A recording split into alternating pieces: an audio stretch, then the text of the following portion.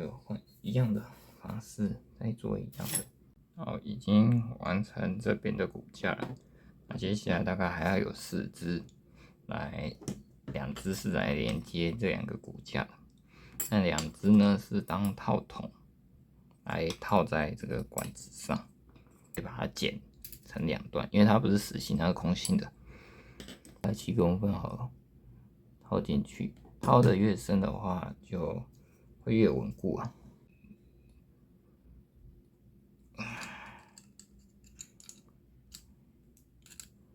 左右转动应该就可以了，已经有折痕了，对吧？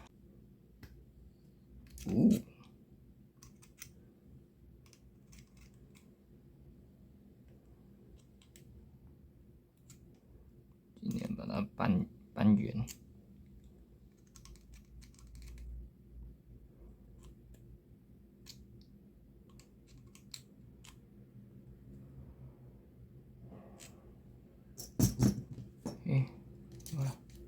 都可以。好，都绑完了，那我们就来组装看看。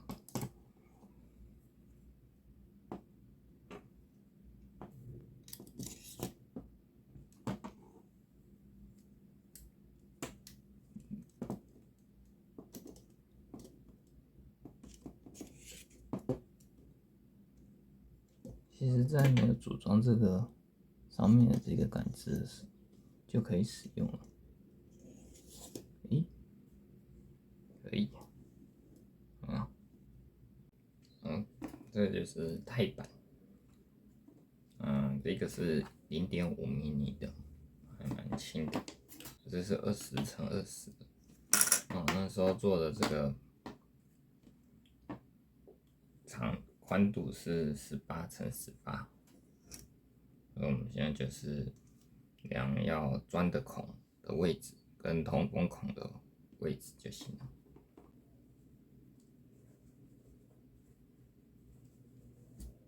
对。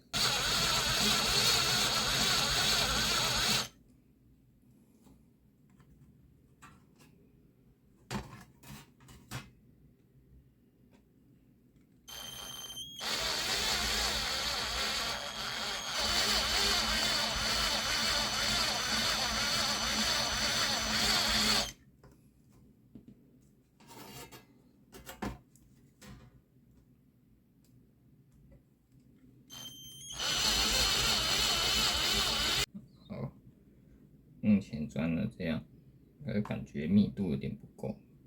如果钻的太大，我怕它的硬度不够，变太软。所以我打算在这个交叉点的位置再钻一个洞，这样子。都挖紧再就是把这些小孔钻大一点。看起来这密度好像就 OK 了。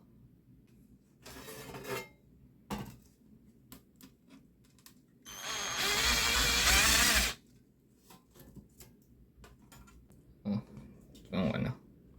钻完以后，感觉整个钛板好像变得比较软一点，所以如果再继续钻的话，可能会没有支撑性，所以大概只能到这样子就是极限了，不然就是要再更厚的板子。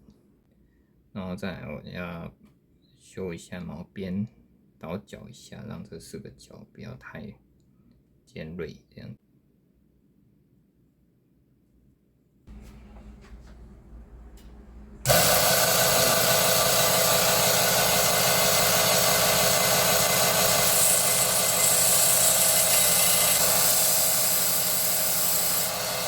这样子。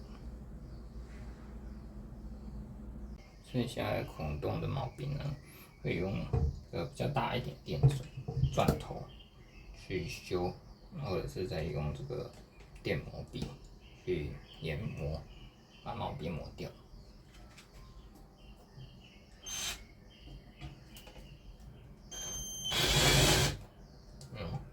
那一钻就，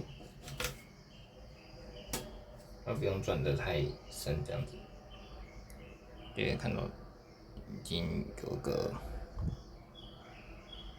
倒角了，这样就已经没有毛边了。那我们来试试看这个，重量，来测看这个重量多重。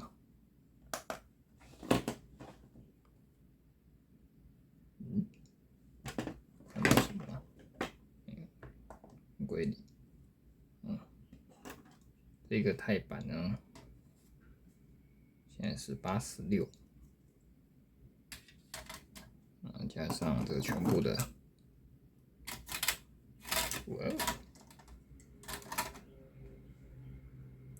233克，这么轻呢？因为上面的部分应该都会烧成黑色的，或者是彩钛的颜色。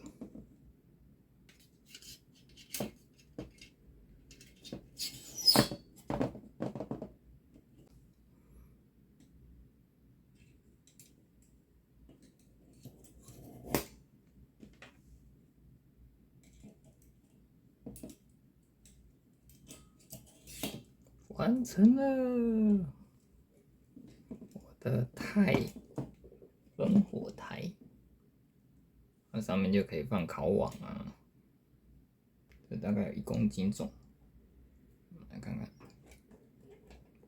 可以。